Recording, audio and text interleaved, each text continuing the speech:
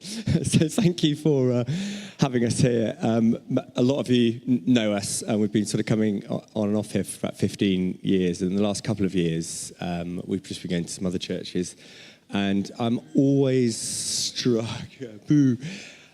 I'm just always struck, and in going to other churches, just the presence of God here during this worship that these guys, Mark and the other guys, bring in is really humbling. And as soon as they start going, I can feel something in my spirit leap. And so it's a truly wonderful, blessed place to be.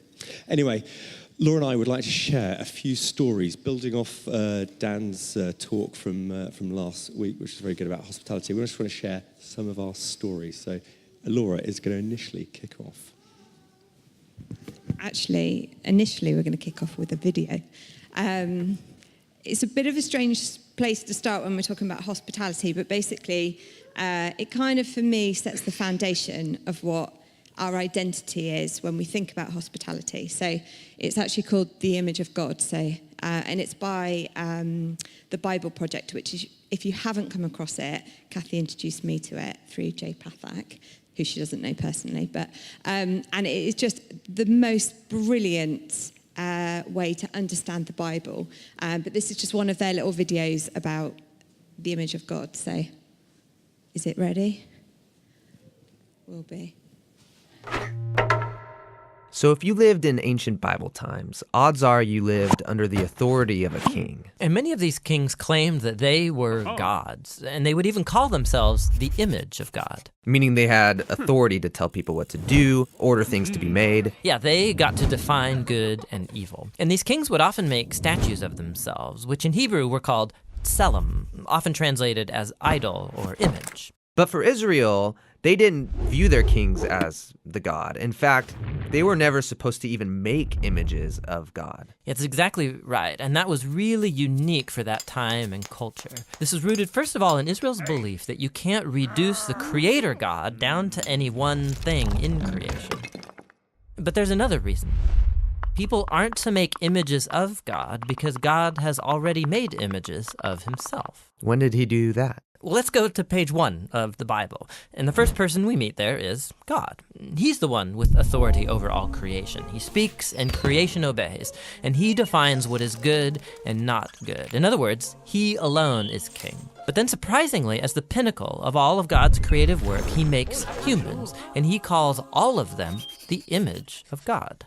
Wait, so he gives all humans the authority to rule. Exactly, that's what he goes on to say. He tells the humans to subdue the earth and to rule it. And so this task that once belonged only to elite kings is here in the Bible the task of every human being. This was a revolutionary statement in its day because all humans are being called to rule and to participate in the human project. So what does this mean? I mean, how are we all supposed to rule? So the picture we get in Genesis is gardening. Gardening? Yes, gardening. So they rule the earth by cultivating it, by harnessing all of the earth's raw potential and then making something more and new out of it. So growing food for each other. Yes, but that also includes growing families then, which become neighborhoods, and then they create communities where people are going to work and take care of each other and build businesses and cities that will expand to new places and so on. So ruling is really the day-to-day acts of our work and creativity. Yes, we take the world somewhere. This is humanity's divine and sacred task. Yeah, and this all sounds really nice. And humans have designed some pretty great things. But just as often we create things that cause a lot of suffering and a lot of injustice, so maybe we shouldn't actually be ruling. Yeah, so the Bible addresses this. In Genesis, what happens is that God gives humans a choice about how they're going to rule. So are they going to use their authority for the benefit of others, which is God's definition of good, or are they going to turn away and define good and evil for themselves and use their authority for self-advantage? And in the story, they choose to define good and evil on their own terms. And so this is the Bible's depiction of the human condition. So sometimes we pull off amazingly good stuff, but just as often, despite our best intentions, we act selfishly and we create evil in the world. And so we're stuck as mediocre rulers making a mess of things. But that's not the end of the story. So the Bible goes on and it makes this claim that all of this was resolved when God bound himself to humanity through Jesus. And he showed us what it looks like to truly rule as a human. So what does it look like? Well, Jesus ruled by serving and by seeking the best for others, by putting himself underneath them and loving not just his friends, but also his enemies. And that's not a typical way to rule. And not only that, Jesus confronted the consequences of all of the evil and the death that we have created by our messed up ways of ruling. And he takes it. I mean, he lets it kill him. And so when the New Testament writers looked back to Jesus' resurrection, they see a whole new future opening up for all humanity. Jesus is a new way to be human. Yeah, that's why they called Jesus the image of God, or the new human. And not only that, they also believe that Jesus' divine life and power is now available to heal and to transform us to become our life and power. And this sounds really nice, but what does it really look like? So practically, the Apostle Paul said it looks like people being filled by Jesus' own presence and spirit, filled with love and joy and peace and patience and kindness and goodness and integrity and gentleness and self-control. He says this is the new humanity that God wants to create in us so that we become people in whom God's image is being restored, people who will move the human project forward. And that's actually how the story of the Bible ends. It's a renewed world where God is on his throne and his servants are all around him, but they're the ones ruling over this new world, taking it into new, uncharted territory with Jesus as their healer and their guide.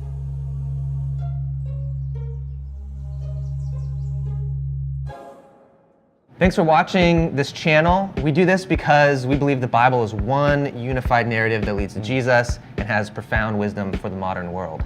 So we're making different video series, some that walk people through the design and message of books of the Bible or whole sections of the Bible. Yeah, we also do a series that take one biblical theme and trace that through the whole narrative arc of the Bible, kind of like the one you just watched.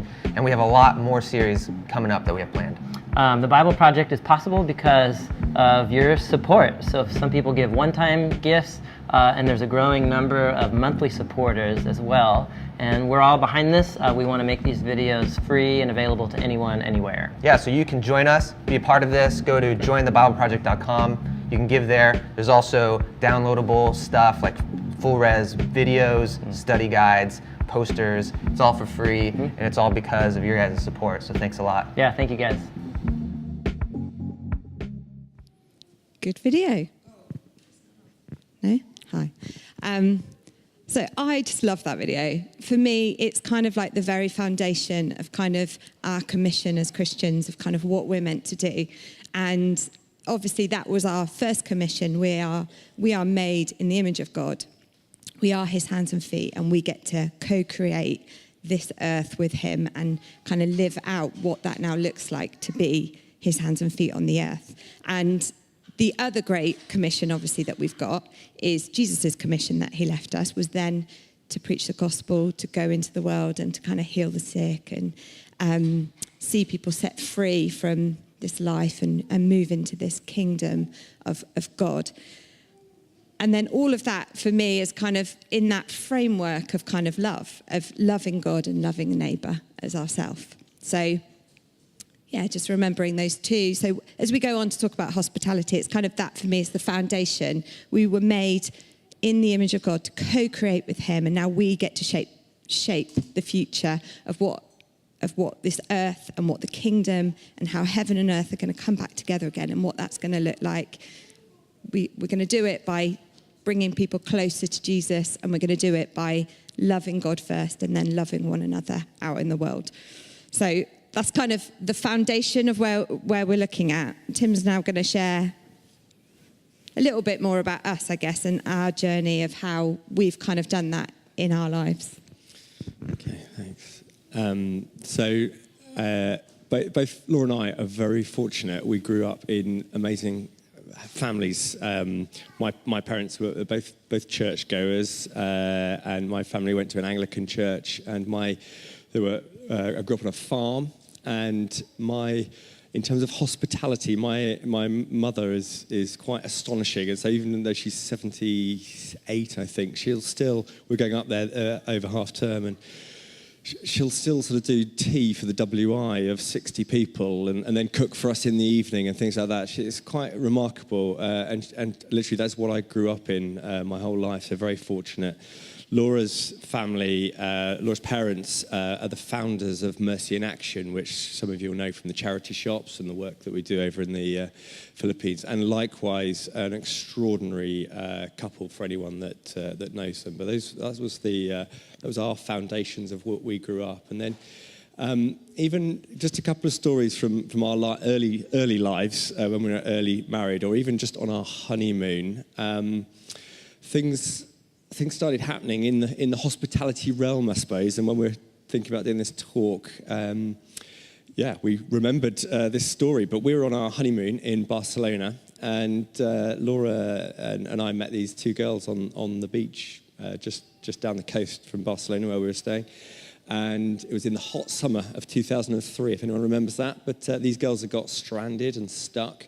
And we happened to have an apartment rather than a single hotel room, as it were. So we had sort of an extra bedroom, and we ended up inviting them to stay with us for I think a day, maybe 2 days, but I think it was a day, and have a meal with us and things like that. And the kind of extraordinary thing and coincidental thing is, as it turned out, one of them actually was studying in Bath and lived just around the corner from George and Kathy's old house in Twerton. So that was quite interesting and curious. But then the other another little thing that we brought to mind in terms of, and what we're going to talk to you about, is the project that Laura and I are involved in.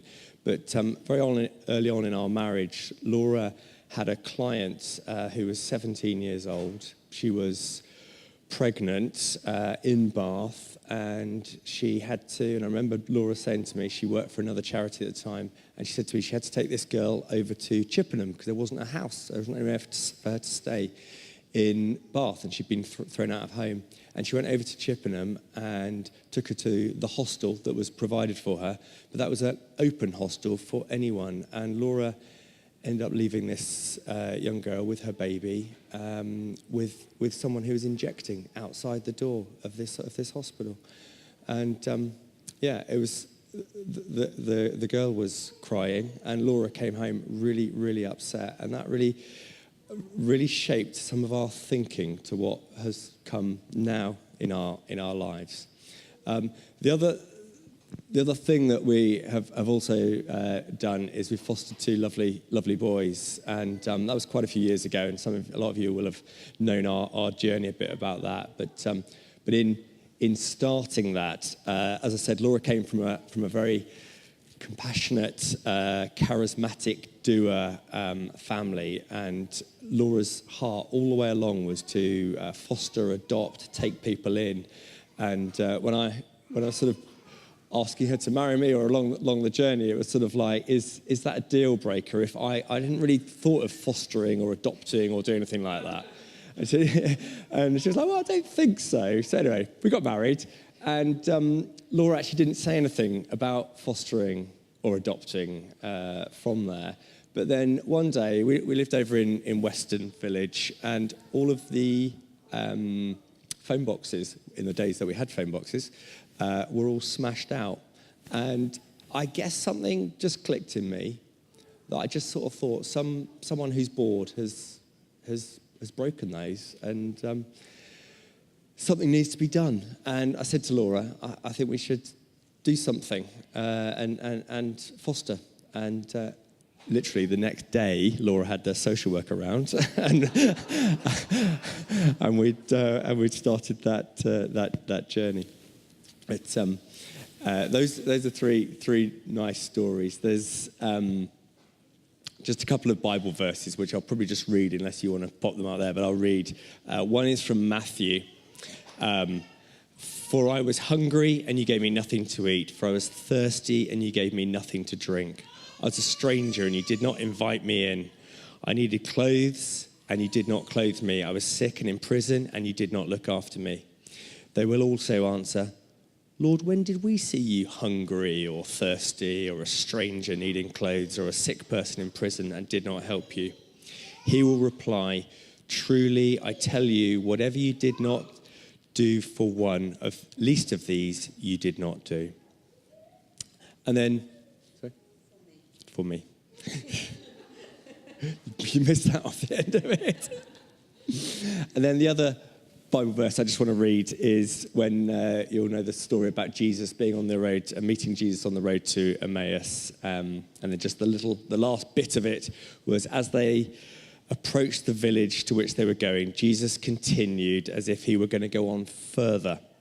But they urged him strongly, "Stay with us, for it's nearly evening and the day's almost over." So he went in to stay with them.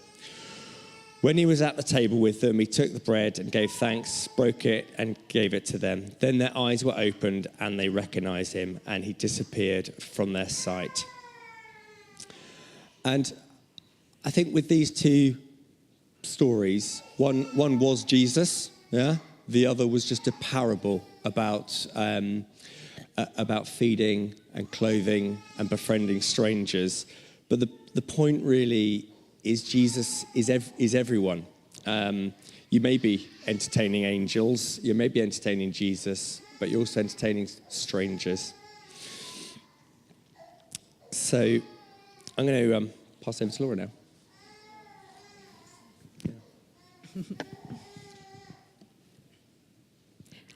Yeah, I guess just picking up on that, I love that verse of kind of, well, I don't love it with the sheep and the goat, where he separates the sheep and the goats, and he says to the sheep, you know, you did all this for me, and they're going, no, we didn't. And he goes, yeah, you did, because when you saw the hungry, you fed them. When you saw the needy, you clothed them. And then he says to the goats, you didn't do this for me. And they're like, when did we see you naked or hungry? And he's like, because you saw people around you and you didn't do it. And it's such a challenge in our lives of the people that we see that need help, and we ignore it or we don't do it. And actually, Jesus likens that to him. And actually, with the Road to Emmaus story, it's quite easy to think of helping somebody who's lovely. And, you know, they get to walk along with this amazing guy and thinking, wow, he knows so much and he's opening our eyes. And actually, it's quite easy for them to have entertained him. It's easy to entertain the lovely. And we've just been to my sister's, and, you know, they cooked us steak and they gave us good wine, and, you know, and it was easy and it was lovely and it was, you know, but, you know, it's harder when it's not lovely and it's a bit difficult. And recently we had, so I grew up in Bath, at Bath City Church, and we knew this lady who's married in the church. She's going to be 70 in January. And we heard recently that she and her husband had got separated, and that she was living between different people's houses and hostels. And she was staying at people's houses when they were on holiday over the summer, and then in hostels when there was nowhere else to stay. And this injustice, it just naturally is in me. It's not in everybody. We don't all practically have a room to spare or whatever. So we all do this in a different way. But for me, you know, we're lucky enough. We do have a big house. It did involve making one of my sons share with his brother, which he was quite happy to do. But there is an injustice in me that rises when I hear that kind of thing. Like, I was like, sorry, hang on. This lady who is like been in the church like forever is what? Like in a hostel and staying in how can nobody in the church house this lady? Like, she's lovely, you know. And there is something in me that I have to respond if I hear that. You know, I straight away got in the car, went round to where she was staying and was like, you can come and stay with us. Like, and she's been staying with us since. And that is just something naturally that God has put in me to kind of support him. You know, he does put up with a lot because I am always waifs and strays. So we did fostering for, I don't know how many years, but our foster sons moved in when they were, well, we did weekends when they were 8 and 10, and then they moved in full time when they were 10 and 12. It was perfect timing because we'd just had a 3-month-old baby, which is obviously what you do, taking 2 foster sons when you've just had a newborn baby and moved house. And the journey of that was very up and down, and some of you know that. You know, we always kind of were like, yeah, it'd be great if they could end up at university. You know, now we're like, they're not in prisons, brilliant. Although they've done their spells in prison, if we're honest. But we love them, and they are part of our family. And, on Friday I was walking to school, and our foster son drove past and picked me up in his car, which he's just learnt to drive. And, and you have those moments where you're like, oh, this is really lovely. This is worth it. I definitely drank a lot of alcohol in those years. Probably aged me quite a lot, but it was amazing, and I'm sort of so grateful for those times. And I'm like totally gone off what I was meant to be talking about. Yeah, so I think one story I will tell of, so we fostered, and then we also did supportive lodgings, which is what Chris Tatchell does, which is brilliant project. If anybody wants to get into having slightly naughty, crazy people living with them, do supportive lodgings. We really, really enjoyed our time doing that. We actually started having teenage mums live with us. So we did 7 years with supportive lodgings after our eldest foster son left home. And would have these mums live with us. And we also decided, I don't know why we decided, but then when our other foster son left, we decided to have another girl live with us who wasn't pregnant, but had a whole host of different kind of needs. Very tricky situations that we were in sometimes. But I had this pet hate that was, she used to leave her shoes in the hallway. Now, my kids leave their shoes in the hallway all the time, but I don't know, at that time, it felt really big. It felt like a really big deal. And I'd say, oh, can you just, keep your shoes in the porch? And she never, ever did. She'd always put them in the hallway. And, we had lots of push chairs and in the house from babies. And so it just felt like really crammed. And I'd be like, can you just put your shoes out? And she never, ever did. Whatever I said, however I'd say it, if I'd sit her down and say it, or sit nicely, or try and be relaxed or not, she never did it. And so I was getting more and more. When something just bugs you, and then the more it happens, the more it bugs you, and you just can't let it go. George's like, yeah, Kathy. No, and and eventually I was kind of, I don't know if I was praying about it or just thinking about it or whatever. But one day God just said to me, it doesn't offend me. And I was like, what? And he said, You tell me and you say to me that you give me everything. Well, if you really give me everything, then this is my house and this is my hall, and it doesn't offend me. And that really, really impacted me and really changed things for me. Just like having to give up that kind of sense of like, okay, if I really, I was thinking last week we were singing, were the whole realm of nature mine, that were an offering far too small. And it's like we say that kind of stuff. We sing that kind of stuff in our worship. We say, oh, God, I give you everything. Lord, I give you my heart.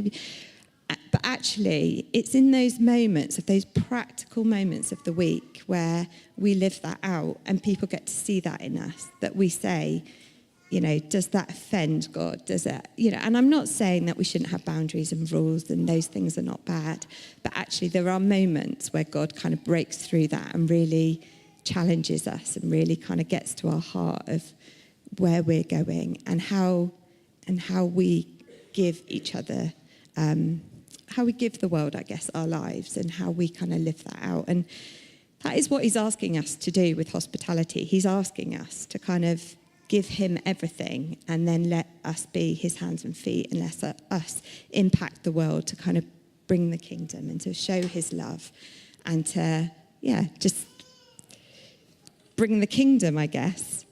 Totally lost where I am. Just as Laura composes her thoughts, I think all of those experiences have just, I think we've been working, or God's been working with us in our lives, and those sort of experiences and the things we've done and the things we've put ourselves out to have kind of led us to where we are now. So Laura's just going to share a little bit about Petra, the sort of project and charity that we've been setting up, which sort of sounds quite recent, but this has been ever since that. Ever since the day that young mum was in Chippenham with drug addicts, as it were, ever since there, that was the formation of this idea. And Laura's going to share about Petra now. Yeah, so yeah, so I used to work for a charity working with teenage mums, which got me into having, actually my sister was a teenage mum or young mum in the church, which got me into this love for young mums. I then started working for a charity, working with young mums, and yeah, that had some awful situations, and generally always came down to housing, because I found that I had one client and I sat with her and she told me she was going to have an abortion. And I said, why are you going to have an abortion? She said, because I have nowhere to live. I have nothing. And I said, can you give me 24 hours and let's just see if we can find you somewhere to live. And if at the end of 24 hours you think, there's no hope in this, I said, I'll come with you and I'll sit with you and I'll take you for this abortion. So I was like, okay, God, we need something here. And 24 hours later, I managed to find this girl a place in a hostel locally at Life Project. It was a great project. And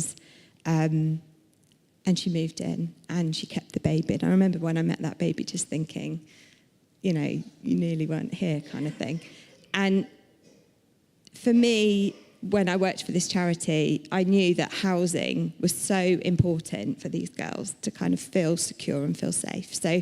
But most of what I saw in hostels was very kind of sterile, very not homely at all. So very early on in our relationship, we started this idea and this journey of kind of setting up this place, and we thought that would be in our own home. And really, we started doing supportive lodgings because we thought, let's really know. I know what it is to work with these girls, but I don't know what it is to live with these girls. I don't know what it looks like at 3 a.m. And I wanted to kind of experience the whole package, I guess, of kind of what help do they really, really need? What does that really look like?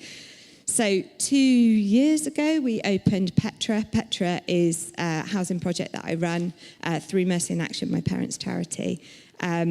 And so we've got a 5-bed house up in Rush Hill, which houses young mums who are either homeless or facing homelessness. Petra, the word Petra is Petros, which is what Jesus said to Peter. He said, on this rock I will build my church, and changed his name to Peter. And when I was setting it up and trying to think of a name, I wanted to call it something that was God's name, but it didn't sound like, too Christian, I guess. And I came up with the name Petra, and I knew it meant rock, and I thought, no, I don't like that name. And then I was in a meeting, and God just said to me, call it Petra.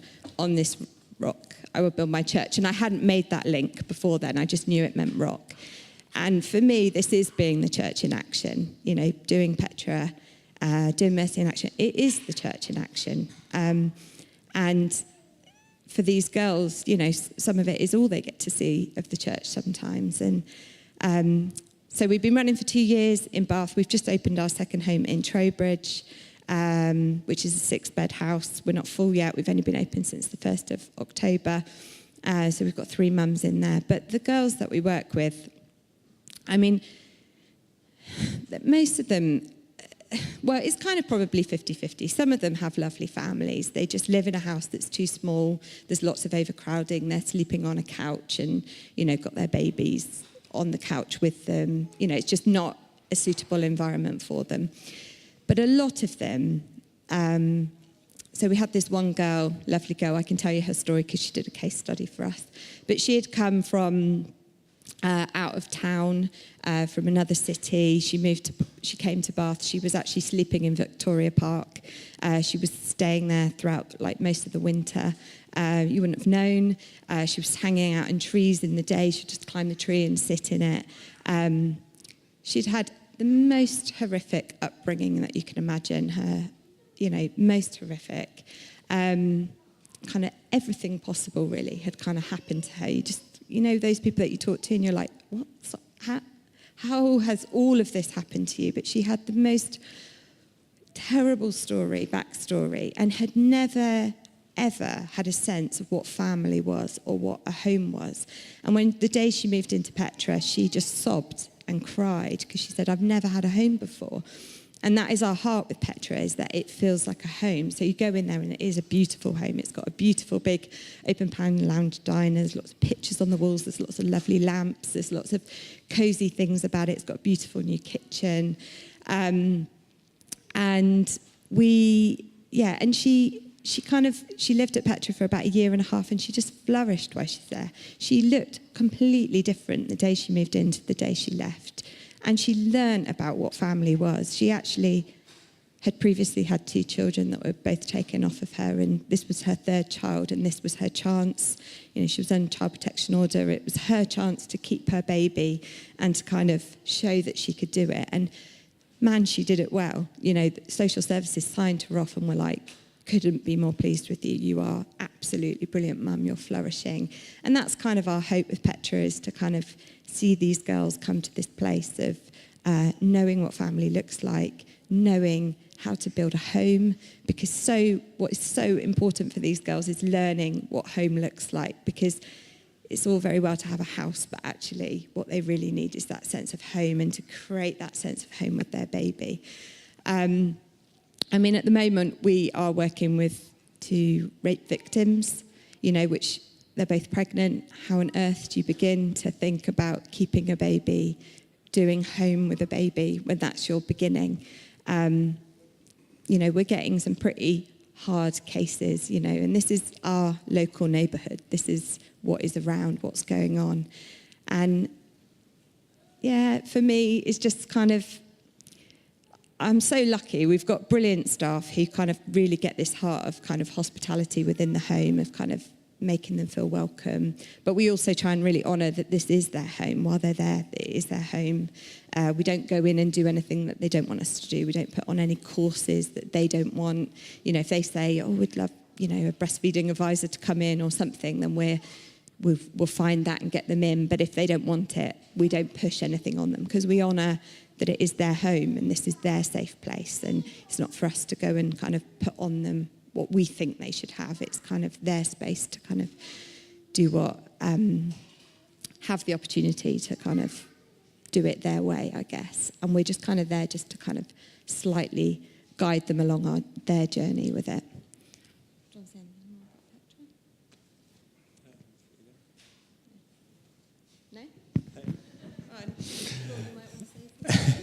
No, we're really proud, really pleased of it, and we really want to share what we're actually really pleased to share about it, and actually we've been given an opportunity to share the model almost of how we've set it up to another church up in Suffolk, and we're actually also in the process of trying to set up another one in Oxford, and it is really our heart, because we all know, we know what's going on with Brexit, we know what's going on with universal credit, homelessness and things like this. It is going to get tougher, and we are called to be salt and light to the world. It's not that easy. It's just a choice. And as I was thinking this week about Dan, your talk about you I know you said in your sort of thing the week before was giving the homeless guy your lunch. And then you had to give another homeless guy your lunch. And me and Laura joking, was like, I wonder how many, like, if God would just keep putting homeless guys just in front of you just to give you lunch when you give up with lunch. But it's about choices, really, and it's really hard. You know, it's sort of hard, but it's easy to make those choices. But yeah, we just feel really stirred to try and tackle this, because if not us, if not you, then who? You know. That's really where we're from. Anything else? No. I think the only thing I would say is our lives have been quite unusual in terms of like the fostering, the supportive lodgings, and then our homeless project. It's not kind of, it probably doesn't feel like everyday kind of things that people can do, but I kind of think it is. Like George and Kath have got 3 people living with them at the moment, you know, and Chris Tatchell kind of, you know, he really inspired me when he did supportive lodgings, because I was kind of, when you meet the supportive lodgings people, you don't always, you kind of think of the people who are going to do it, and like when Chris said he was going to do it, I was like, okay, he won't like that I said that maybe, but he's not here. He might listen to it, I know. But when he said, but actually he's done it brilliantly. And, when we were still doing it, the team, Nicola Robinson, who runs it, she speaks really highly of Chris. Chris is like, he's like good. He's like really good at it. And he's having 2 lads live with him, and it's like, we all have an amazing capacity to do more than we think that we can do. I look back now and think we were completely mental fostering and having young children, and I necessarily recommend that to everybody to do. And we all have a different way in what we can do it, but we all have a way to do hospitality, whether that's just through doing meals, not just doing meals, but whether it's through kind of just looking for those opportunities and just seeing where you can bring people into your home. Because, man, does the world need a picture of what home actually looks like and what family looks like. It's messed up, and we need to kind of be that to people. And it can look like anything, but it's kind of the heart and the love that comes out that you're giving to them. I think the other thing that I've probably learnt over the years is, even though it sounds quite radical, we had a teenage mum living with us. We've had 3 teenage mums live with us, all between 1 year and 2 years each. And with each of them that have lived with us, you kind of think like, wow, I'm like really saving this person. But what I learned is, well, we thought that was our first. But what I learned is actually they move on. And you are just mustard seed, kind of whatever you're doing. It's really quite small. We didn't radically change her life. We gave her a really stable base while she had her baby, and in that first kind of 2 years that they were with us. But actually, her family is still her major support. I am in contact with her. I do see her occasionally. But actually, I didn't radically sort out her life or anything. But I hope that it is just that mustard seed in her life, that she looks back and she remembers the good things that we did and the love that we had and the kind of fun times that we had together, and that, she kind of modelled a little bit of her parenting on how we did a bit of parenting, and our parenting wasn't always amazing, but, maybe it was just a little bit different than what she would have seen otherwise. And I think that is all we are called to be, is kind of those mustard seeds in the kingdom of kind of doing this stuff. As it said in that video, the image of how we cultivate this earth was through gardening, and it's like, actually, that is what we are called. Jesus did say, be a mustard seed, just plant those mustard seeds. So whether it is a meal of a mustard seed where you get that opportunity to chat, or whether it is like having someone move in with you, or, doing something, setting up your own project, or whatever it is God gives you. I mean, our journey from the first time we wanted to set up Petra to actually doing it, I was in a meeting and I was in a meeting at Cheltenham. They're like a women's day at the racecourse there that happens every year, I think. And the lady at the front said, "There's someone here who wants to work with teenage parents." And I was on the very back row, and everybody went, "Oh, stand up, stand up." And I was like, "I'm not standing up. I'm on the back row. Like, they won't even see me." And this lady stood up much nearer the front, and the lady who was speaking said, "Great, really glad you stood up, but it's not you, sit down." So then everybody went, "Go on, stand up." And I was like, "I'm not standing up." She's going to go, "No, it's not you, sit down." But eventually no one else stood up, so I was like, me. And she said, "Yeah." And her word was, "Go for it." Well, at that point in our lives, we had just started fostering, and Ed, our 2 foster sons, Ed and Macaulay, had just moved in. And I was thinking, yeah, right, go for it. This is the time to go for setting up this new project, or having teenage mums live with me, or whatever it was. I didn't really know what it was going to be at that point. But actually that word stayed with me, because every time we had an opportunity, we went for it. And so that was when Theo was born. So that was 13 years ago, and we only opened Petra 2 years ago. And if somebody had said to me at the time, it's going to be 11 years before you actually do anything, I probably would have been like, I'm not waiting that long. But actually, we all have these things in our hearts that we want to do. And it's kind of, I would say, go for it. Like every opportunity you get, just go for it. Don't let anything stop you. And it might not be that the right time is right now, but actually God will kind of bring it out eventually, that you do get that opportunity to go for it. I think that's probably all we've got to say. And you're probably all cold, so... That's really good. We're going to pray for you and your project in a second. Just reminding this verse we've looked at a few times over the last couple of weeks in 1 Peter that says, above all, love each other deeply because love covers over a multitude of sins. Offer hospitality to one another without grumbling. Each one should use whatever gift he has received to serve others, faithfully administering God's grace in its various forms. I just want to reiterate what you guys have said, that you don't need to have a big house and lots of resources to serve those that are on the margins and those who are on the edge of society. Use the gifts that God has given you to bless those who need it most. Should we pray for you guys? Maybe can you come and stand in the middle? We'll all get up and gather around you because it's cold and we can warm ourselves up.